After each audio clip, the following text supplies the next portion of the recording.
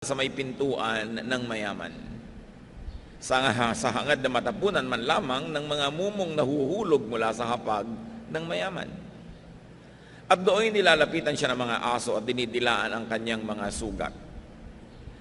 Namatay ang pulubi at siya'y dinala ng mga anghel sa piling ni Abraham sa langit bilang isang parangal. Namatay rin ang mayaman at inilibing. Sa gitna ng kanyang pagdurusa sa daigdig ng mga patay, natanaw ng mayaman si Lazaro sa piling ni Abraham. Kaya't sumigaw siya, "Amang Abraham, maawa po kayo sa akin. Utusan po ninyo si Lazaro na isawsaw sa tubig ang dulo ng kanyang daliri at basain ang aking dila dahil ako'y naghihirap sa apoy na ito." Ngunit sumagot si Abraham, "Anak, alalahanin mong nagpasasa ka sa buhay nung ikaw ay nasa lupa, at si Lazaro naman ay nagtiis ng kahirapan. Subalit ngayon ay maligaya siya rito samantalang ikaw na may nagdurusa dyan. Bukod dito, may malaking bangin sa pagitan natin, kaya't ang mga naririto ay hindi makapupunta dyan, at ang mga naririyan ay hindi makapupunta rito." Ngunit sinabi ng mayaman, "Kung gayon po, Amang Abraham, ipinakikiusap ko pong papuntahin na lamang ninyo si Lazaro sa bahay ng aking ama, sa aking 5 kapatid na lalaki. Suguin po niyo siya upang sila'y bigyang babala, upang hindi sila humantong sa dakong ito ng pagdurusa." Ngunit sinabi sa kanya ni Abraham, "Nasa kanila mga sinulat ni Moises at ang mga propeta. Iyon ang kanilang sundin." Sumagot ang mayaman, "Hindi po sapat ang mga yon. Ngunit kung magpapakita sa kanila ang isang patay na muling nabuhay, magsisisi sila at tatalikuran ng kanilang mga kasalanan." Sinabi naman sa kanya ni Abraham, "Kung ayaw nilang sundin ang mga sinulat ni Moises at ang mga propeta, hindi rin nila paniniwalaan kahit ang isang patay na muling nabuhay." At nawa maging pagpapala sa atin ang muling pagtunghay sa napakatandang kasaysayan na ito na natitiyak kong alam nating lahat. Luke 16:19-21, as we study this now piece by piece. "There was once a rich man who wore expensive clothes and every day ate the best food. But a poor beggar named Lazarus was brought to the gate of the rich man's house. He was happy just to eat the scraps that fell from the rich man's table. His body was covered with sores, and dogs kept coming back and coming up to lick them." So here you see extreme contrasts. Sobrang magkaibang kalagayan. Yung mayaman na lalaki who wore expensive clothes and ate the best foods every day. Imagine yourself going to an eat-all-you-can restaurant every day. And of course, without saying it, this man could afford very expensive doctors and everything that money could buy. Meanwhile, Lazarus was covered with sores. He ate nothing but crumbs and had dogs as nurses and doctors. Ang tagapagpalinis niya ng kanyang mga sugat ay mga asong dinidilaan ng kanyang mga sugat na hindi niya siguro maitaboy. Maaaring siya ay paralitiko dahil kinakailangan siyang buhatin para ilagay doon sa pintuan ng mayaman at umasang matapunan man lang kahit ng mga sobrang mga pispis na nahuhulog sa hapagkainan ng mayaman na ito. He had to be brought there, and therefore he lived on charity. Two contrasts. At ito ay bagay na bagay sa konteksto ng panahon dahil nung panahon naman talaga ng Panginoong Hesus, walang middle class. Either ang yaman-yaman mo o ang hirap-hirap mo, dalawa lang ang uri ng tao. But we were told that Lazarus was happy. We are not told if the rich man was happy as well, but both men lived imbalanced lives. Parehong tagilid ang buhay nila, hindi balanse, kumbaga nasa timbangan. Luke 16:22, "The poor man died, and angels took him to the place of honor next to Abraham." Sa hapagkainan po, kung kayo ay nasa kanan noong nagbibigay ng hapunan o nung host, yun ang place of honor. Sa iba't ibang lipunan, iba't iba ang places of honor, but nevertheless, in any society, there's a place of honor on the dining table because the dining table is a social map. It tells you by how everyone is seated, how they are esteemed or considered in that society. And the Jewish people thought that heaven would be a banquet that God would give for them. That Abraham would be the host, and the most important person there, and the guest of honor would sit next to him. Ito po ang pananalig ng mga Hudyo nung panahon na ito, na ang langit, ang kaharian ng langit, ang paglipat mula sa lupa patungo sa langit, ay para bang isang malaking piyesta kung saan magkakaroon ng malaking handaan at si Abraham ang nakaupo doon sa pinakamahalagang upuan. Siya ang nasa kabesera ng mesa at pagkatapos yung pinararangalan uupo sa kanyang tabi. Yan ang paniniwala nila sa paglipat sa kabilang buhay. At ayon sa paniniwalang yon, ang historyang ito ay hinabi at kinuwento sa atin. Na itong namatay na si Lazarus ay doon pinaupo sa upuan ng karangalan. Hindi sinabi sa atin kung anong ginawa nitong Lazarus na to deserve it. Paano siya naging karapat dapat umupo doon? Maaring siya ay isang sagisag ng isang uri ng tao at lalo namang maaring isa siya talagang totoong taong nabuhay. Perhaps Lazarus is a symbol of certain types of people that heaven is greatly pleased with. Perhaps. But what Lazarus did to deserve this honor is unknown to us. Now, if the story was literal, and that's the first thing to consider in any biblical story, that it is literal, it implies that the next life is about balancing. Laging ang kwentong ito ay ginagamit upang ituro ang impyerno, langit, ang pinupuntahan ng mabuti at masama. Pero hindi naman tayo sinabihan na masama yung mayaman at hindi naman tayo sinabihan na mabuti sa Lazarus. Walang sinabi tungkol sa kanilang morality. At lagi din itong itinuturo na kung saan paraan. Pero mayroong isang napakahalagang aspeto ang kwentong ito na itinutuwid pag namamatay daw ang tao at ito ay pagbabalanse. Kita ninyo, mula sa gutom na Lazarus, biglang merong feast. At mula sa isang Lazarus na laging gutom at uhaw, meron siyang iniinom. Ngayon siya ay nakakagalaw.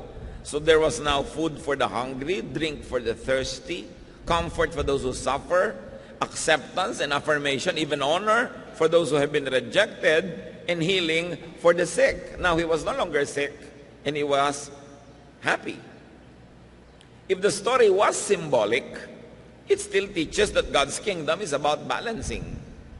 So kung ang pagtanggap natin sa kasaysayang ito'y literal, aktual, o kaya isang sagisag, simbolo ng mas matataas sa katotohanan, pareho pa rin ang mensahe. God's kingdom is about balancing.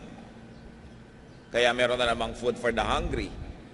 Bumukas ang eksena, ay yung lahat ng kabaligtaran ng nawala kay Lazarus sa buhay na ito, yun ang kanyang tinamasa. Luke 16:22-23. The rich man also died and was buried. He went to hell and was suffering terribly. Now, hell is not a very good translation. It came from the Greek word Hades, which the Jewish people often thought of as a place where the dead wait for the final judgment. Sa theology ng mga Jewish people, ang taong namamatay ay hindi agad-agad nagpupunta sa piling ng Diyos. Naghihintay muna sila doon.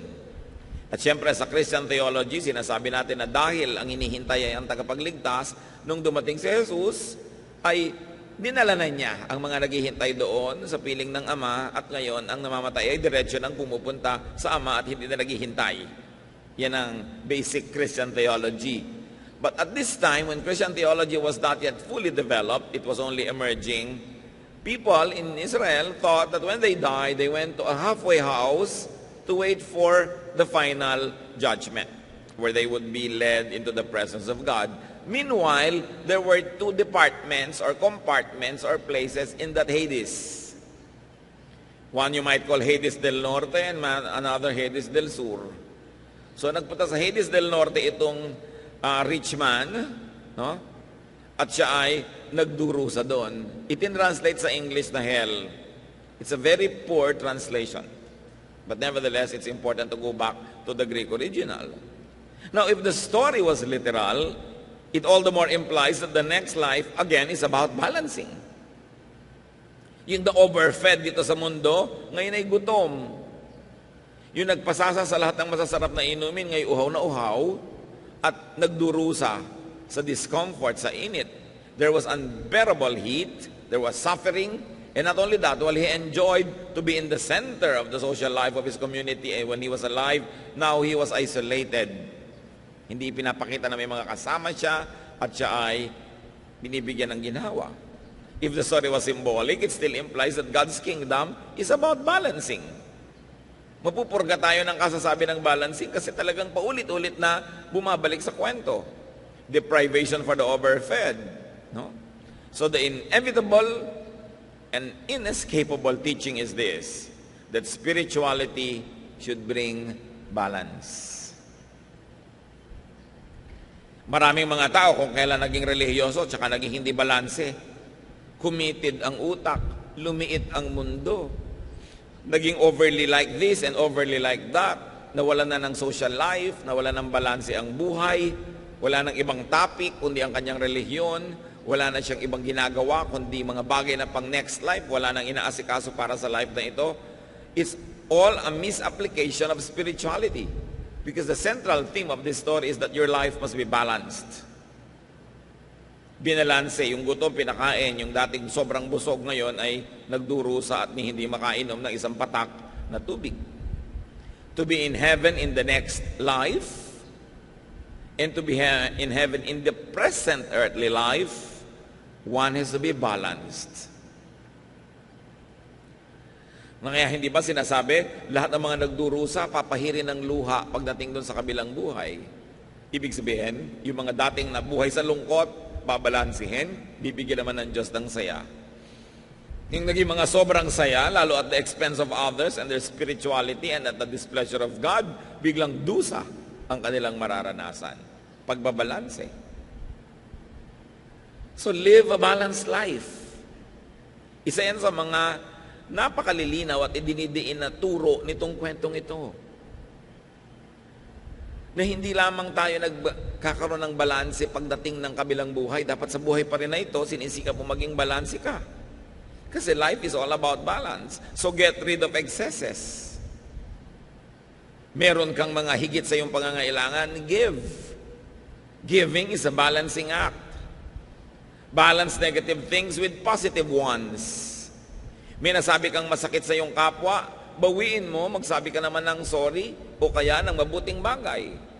May utang ka, bayaran mo para mag-balance kasi habang hindi ka nagbabayad, naka-negative yan. May mali kang nagawa, ituwid mo. Meron kang pagkukulang, punan mo sa iyong kapwa. Meron kang mga pananagutan sa Diyos, gawin mo para balance. Pag bata ka, inaalagaan ka na yung magulang at tinatangkilik. Pag siya naman ang tumanda, siya naman ang aalagaan mo, tatangkilikin para balance. Tinanggap ka ng iyong biyanan, tatanggapin mo rin siya para balance. Dapat ang lahat balance. Namamasukan ka, sinusweldohan ka, pagtrabahuhan mo yung sweldo. Hindi yung kinikita mo pero hindi naman mo talaga deserve kasi panay ang blakwatsa mo, hindi mo binibigay yung iyong best. O kaya may namamasukan sa iyo, naglilingkod ng gusto, bayaran mo rin ang gusto. Dapat balance ang buhay. May nagbibigay sa iyo, pinagbibigyan mo. May naglilingkod sa iyo, pinaglilingkuran mo rin. Hindi one way. Dapat two way. Doon pa lang kitang-kita natin yung halaga ng kwento. Hindi lang ito tungkol sa impyerno at langit. Ito'y tungkol din sa impyerno at langit dito sa lupa. Na ang taong hindi balanse, magkakaroon siya ng mga problema. Kumakain ka ng sobrang asukal, magkakaproblema ka. Sobrang asin, magkakaproblema ka. Kulang masyado ng ganito, magkakaproblema ka. Dapat balance lahat. Meron kang spiritual life, religious life, meron kang dapat social life, meron kang physical life, meron kang intellectual life. Balance, kasi lahat yan ibinigay ng Diyos. At itong policy na ito, na dapat may balance, hindi ito dapat inaabuso. Pag sinasabi sa yung meron ka nagawang mali, ituwid mo. Hindi mo pwedeng sabihin, well, God is love and you have to love me and you have to forgive me all the time. Kasi walang balance pag hindi ka nagbabayad. Maaaring pinapatawad ka ng iyong kapwa, siya ay balance dahil natuto siya magpatawad, pero hindi ka balance kung ikaw lang lagi ang pinapatawad at wala ka namang ginagawa para ituwid ang iyong sarili. Hindi ka rin balance kung ikaw na lang laging hihingi ng pangunawa. Ako'y dalagang ganito, unawain niyo ako. Dapat marunong ka rin mangunawa sa mga taong hindi nakakaunawa sa iyo para balanse ang buhay. It cannot be one way. Luke 16:23 to 24. When he looked up and saw Abraham far off and Lazarus at his side, he said to Abraham, "Have pity on me. Send Lazarus to dip his finger in water and touch my tongue. I'm suffering terribly in this fire." Nabaligtad. Nung makita niya si Abraham, sabi niya, "Maawa naman po kayo sa akin. Utusan niyo si Lazarus na isausaw man lang kahit dulo ng kanyang daliri sa tubig at dampian ni isang patakman lang na tubig ang aking dila. Dahil uhaw na ako sa init na ito." No? Now, here is a role reversal. Nabaligtad ang lahat. Alam niyo kung sino ang hindi makakaranas ng sobrang kabaligtaran? Yung balance. Kasi nasa gitna ka, so pag lumipat ka sa kabilang buhay, nasa gitna ka pa rin. Yung nasa kaliwa, ilalagay sa kanan. Yung nasa kanan, ilalagay sa kaliwa para mag-balance. Kaya dapat sikapin mo nasa balance ka para walang masyadong naiiba. That when you are balanced by God, balance ka na talaga, so hindi masyadong naiba. Nagkaroon ng role reversal, except that while Lazarus learned to be happy with and did not complain about and did not impose on others for his portion before, the rich man is unhappy, complaining, and demanding now. Kahit hirap noon si Lazarus, hindi naman siya nagrereklamo. Sabi pa nga, masaya siya eh. Natutunan niyang pasayahin ang sarili niya kahit na mahirap ang kanyang kalagayan. Pero ito namang si mayaman na spoiled, sa sandali pa lang doon, isang katerbang reklamo na ang kanyang idinadaing at marami na siyang gustong i-demand. Well, this man did not only deserve hell, he always invited and carried hell with him.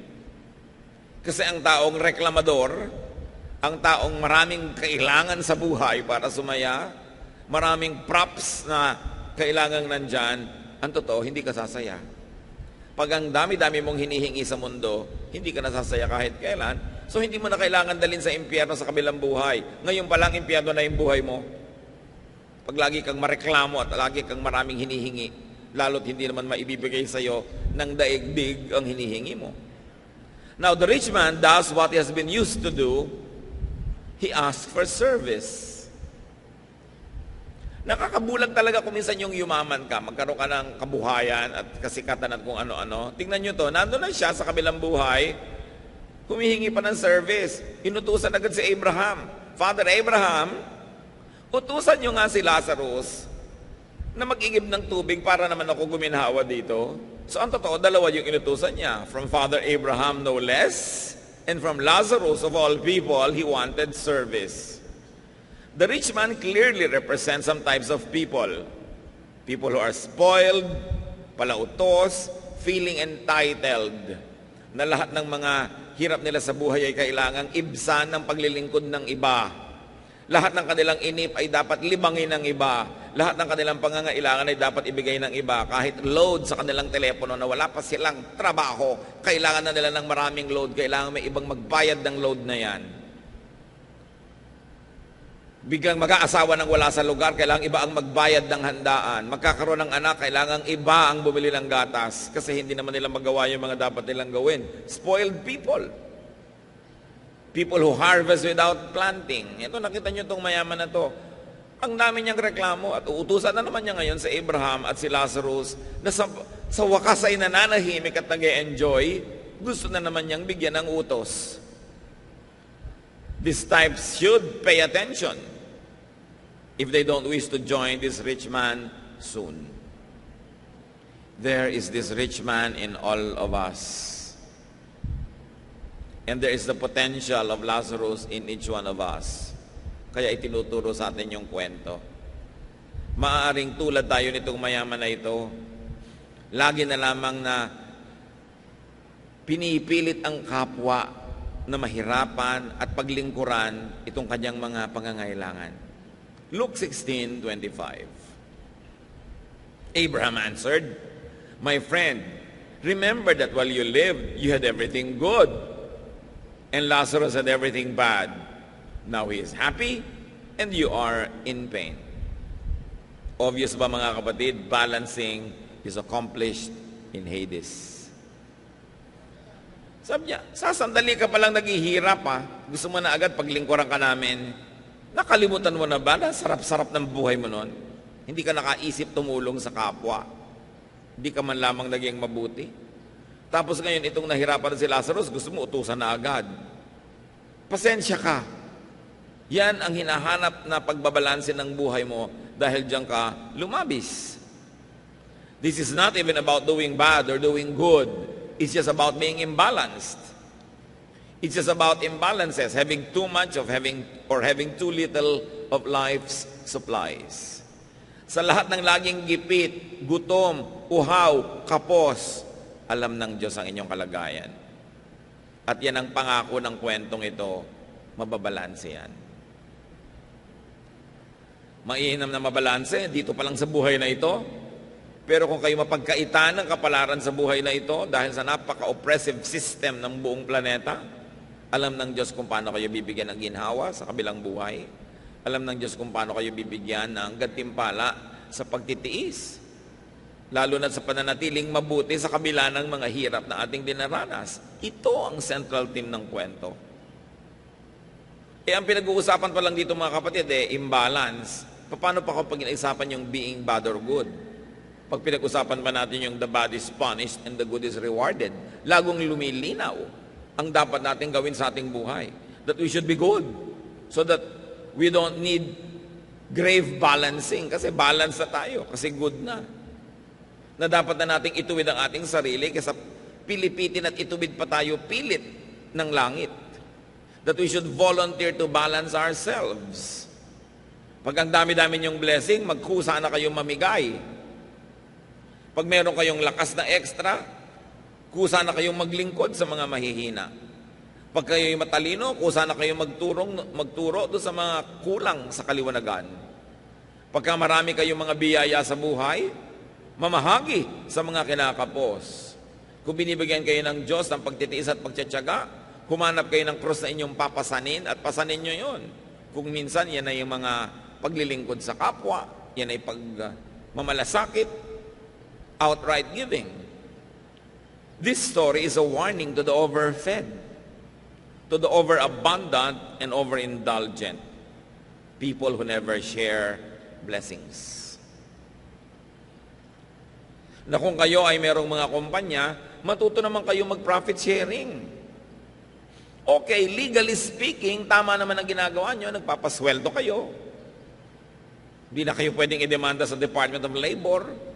Nagbibigay kayo ng mga hinihingi ng legal systems of our country, pero kayo naman ang nakakaalam kung lumalangoy kayo sa mga tubo. Napakahirap ba naman na mag-share ng profit doon sa mga katuwang nyo sa trabaho ng mga manggagawa? Huwag nyo nang antayin na langit pa ang magbalanse. Kailangan mag-volunteer na tayo. Hindi ba? Kung minsan, nakakahalata kang, ay, sobra na yata akong tamad. Walang kilos-kilos ang aking katawan. Magbo-volunteer ka na ngayon mag-exercise para hindi mo naantay yung magkasakit at mapuwersa kang mag-exercise. Pag alam mo na hindi balance ang kinakain mo, ikaw na yung mag-balance kaysa mag-antay ka pa ng stroke, mag-antay ka pa ng sakit at pagkatapos talagang binalance ka dahil nakaswero lang yung pagkain mo. Kailangan pa ba nating hintayin na pilitin tayo ng kalikasan, nahampasin tayo ng langit, para ituwid natin ang mga kalikuan natin? Mas masarap ikaw na ang kusang gumagawa nun. Kaya maganda araw-araw ang tao nag-iisip, sumobra ba ako? Sumobra ba ako sa pang-aapi sa asawa ko? Sumobra ba ako sa pag-expect sa mga magulang ko, ang tanda-tanda ko na? Sumobra ba ako sa mga masasakit kong salita sa aking mga empleyado? Sumobra ba ako sa panggigipit sa aking kapwa? Sumobra ba ako sa paglalagay ng interes sa mga pautang ko? Lahat ng sobra, itinutuwid yan ng Diyos. Pag hindi ka nagkusang magtuwid, mapipilitan kang ituwid ka ng langit. James 5:5, you have lived on earth in luxury and self-indulgence. You have fattened yourselves in the day of slaughter. Sabi, o namuhay ka dito sa mundo sa sagana at pasasa. Pinatataba mo lang ang sarili mo na parang kakatayeng baka. Pinapataba mo lang ang sarili mo para sa matadero. Yun ang sinabi ng James 5:5. So ikaw na ang magtanggal-tanggal ng mga sobra. Hindi ko mo pinagtsatsagaan ka ng iyong asawa, aabusuhin mo na siya. Hindi ko mo ikaw lagi ang nasusunod, hindi mo na itutuwid yun. Kailangan magkusa ka. Meanwhile, Hades is comfort for the always hungry, the always needy, and the always poor. Buti na lang may ganong pagbabalance na inaasahan nating mababalanse at maitutuwid yan sa buhay natin dito sa lupa. Pero hindi man natin sapitin yon at masaklap man ng maging dulo ng buhay na ito, may naghihintay na pagbabalanse na inilaan ng Diyos. And there was no morality attached to the story. It was simply a story of balancing. That God is God of balance and God will balance all imbalances. Because God sees, God hears, God knows. So just stick closely to God and never give up on God. Never give up on your faith, even if you're suffering. Sa kabila at sa dulo ng lahat ng pagdurusa ay ang ginhawa na inilalaan ng Panginoon. Mapagmahal siya. At ang ginhawang inilalaan niya, hindi laging may moral clause. Mahal lang tayo talaga ng Diyos. At kung tayo naman ngayon yung pwedeng magbigay ng ginhawa sa ating kapwa, ibigay na natin. Kasi there is also the Spirit of God in each one of us. If there's the spirit of this rich man in each one of us, all the more that there's the Spirit of God in each one of us. Kaya dapat din tayo na kumilos na parang kung Diyos ang kikilos, yun din ang kikilos natin. Maging maibigin tayo, tulungin, mapagkalinga sa kapwa. So, sabi nitong si rich man, patawirin niyo naman si Lazarus dito at padalan ako ng tubig. Hindi pwede. Nasobrahan ka na ng saya nun eh. Panahon na ngayon ng pagbabalanse para sa iyo. Saka may isa pang dahilan kung ba't hindi pwede yan. Luke 16:26. And besides, there is a deep ditch between us, and no one from either side can cross over. Sabi niya, alam mo, gustuhin man ni Lazarus na sundin ang utos mo, hindi rin pwede eh. May bangin sa pagitan natin, walang makatatawid. Hindi kami pwedeng magpunta dyan at hindi kami pwedeng magpunta dito. May bangin na hindi pwedeng tawirin. Parang familiar, ano? A metaphor of the great social divide on earth. May tarangkahan ng bahay niya, yun yung bangin. Hindi pwedeng tumawid si Lazarus, hanggang tarangkahan lang siya. Nasa loob naman si mayaman. Di ba, laging may mga ganyan division? Hanggang dyan ka lang, hindi ka pwede dito. Exclusive ito, sa amin lang ito. By membership lang ito. Gated community kami, may gwardiya dito, kailangan may sticker ka. Kung wala kang sticker, hindi ka makakapasok. Yung mga ganyan-ganyan, ano? There's always this divide, this bangin between the rich and the poor. So merong alabang girl at merong alamang girl, di ba? So alam na alam mo, ay alabang girl ito may alamang. So may social divide. Merong educated and ignorant. Merong, yung mga relihiyoso, merong holy and sinner. Nauso yon sa mga Israelites noon. Holy kami, sinner kayo, hindi kayo pwedeng makisalamuha. Na tinawid ni Jesus, ha? Yung bangin na yon.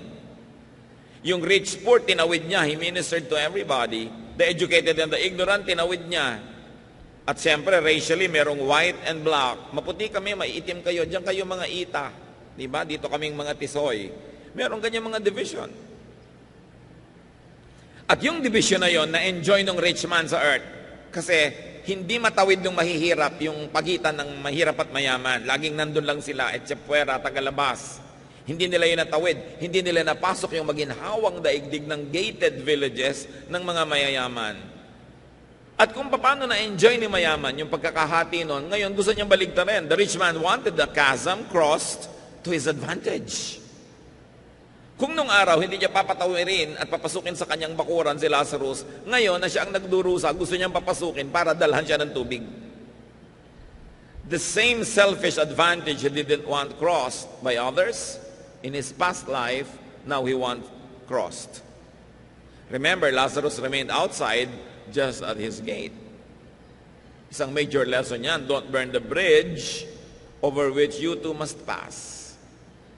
Pag sobra ka laging exclusive ang gusto mo, paano? Baka ibigay nga sa'yo, exclusive, wala makapunta sa'yo, hindi ka mapuntahan. If you want to receive, give. Cross that ditch. If you want to be forgiven, Forgive.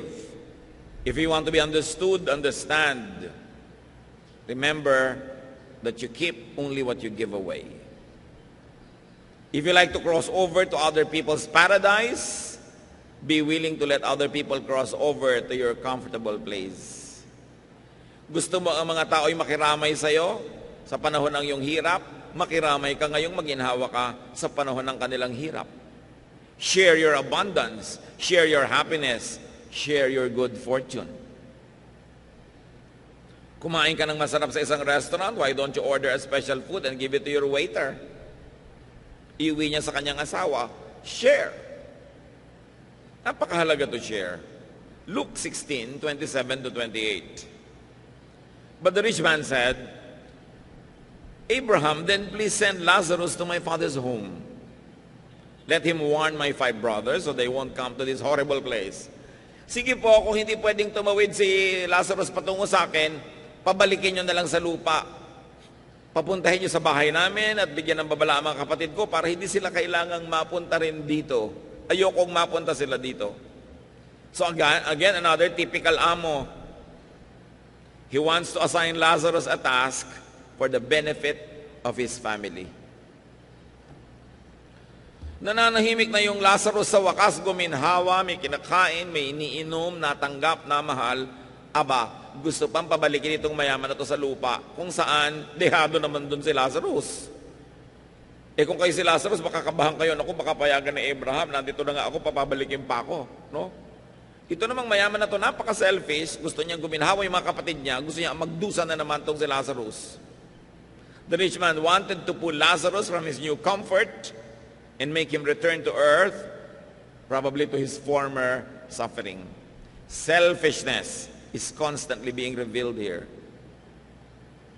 Na kahit mga love for other people, like ang mag-anak niya, pero it still meant hatred for others that he wanted to use. Selfishness could have brought this man to his hell. Maaaring yun ang dahilan kung bakit siya nasadlak dito. Pero take note mga kapatid, marami ring poor na selfish. Hindi napunta dito sa pagdurusa yung mayaman dahil mayaman siya. Hindi sinabi yun, ha? Yung ugali niya nagdala sa kanya doon. Hindi rin naman sinabing kaya napunta tong si Lazarus doon sa ginhawa dahil mahirap siya. Dahil maraming mahirap na ang mga ugali hindi pwedeng dalhin sa paraiso. The economic situation of these 2 men were not the relevant points. But we can surmise that it is about their character, about how they conducted themselves, how they lived their lives. So this is not just about class war or class struggle. It was a moral, social situation. So while the rich man wanted to love his family, here he wants someone else to do it for him. See how the same selfishness rears its ugly head every day. Sa buhay natin, maraming ganon. Rich parents abusing poor servants for the benefit of their spoiled children. Diba? Napabalitaan natin. Maid ni-rape ng anak ng asendero. Mahal kasi ni mommy ang anak niya.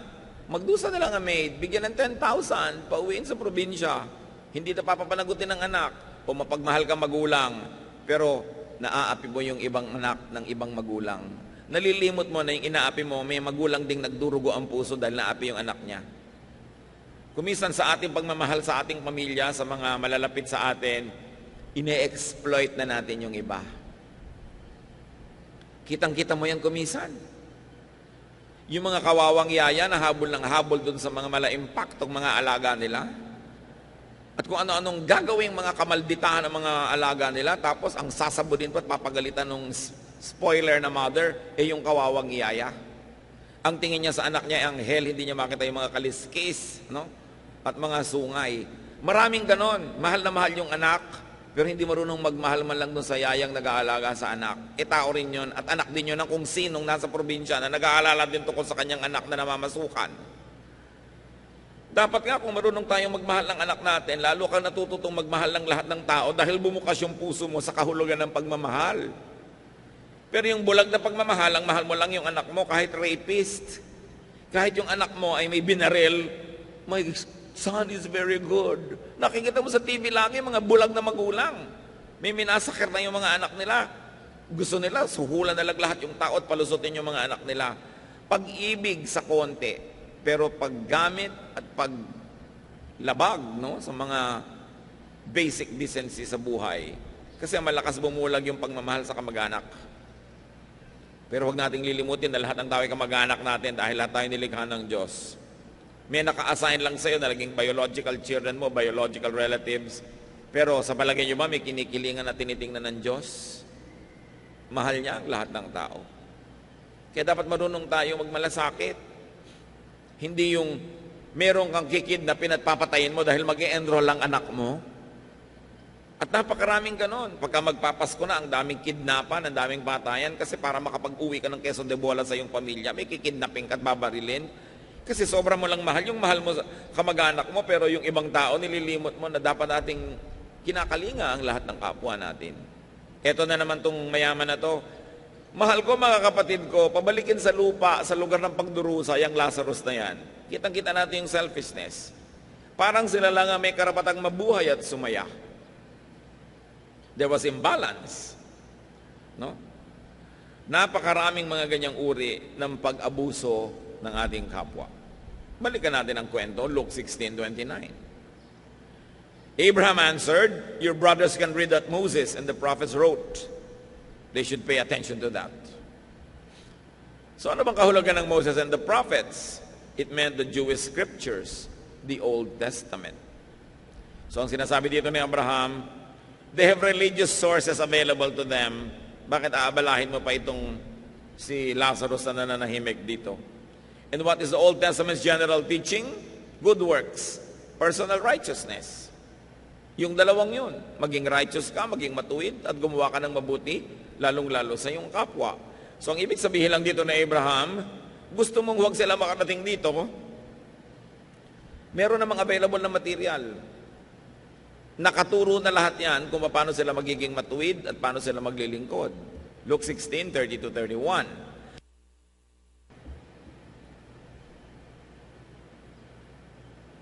Then the rich man said, "No, that's not enough. If only someone from the dead would go to them, they would listen and turn to God." So Abraham said, if they won't pay attention to Moses and the prophets, they won't listen even to someone who comes back from the dead. So the rich man says, religious teachings, affiliation, activity, and attendance are not enough. Kulang na lang, sabihin ng rich man, meron na rin po naman ako nung nabubuhay ako. Meron din akong Moses, meron din akong Old Testament, meron din akong religion. Ba't ako nandito? So ibig sabihin kulang. Hindi sapat yung religious teaching and affiliation and activity and attendance. Dahil meron ako niyan bilang isang Hudyo. Hindi pwedeng wala. Pero bakit ako nandito? So this man was saying, religion was never enough for me. At kung yun lang ang aasahan ko para sa mga kapatid ko, dito rin sila uuwi. Dito rin sila matatapon. Kailangan natin ng iba pa na drastic na pagpapaalala sa tao. James 2:17, faith that doesn't lead us to do good deeds is all alone and dead.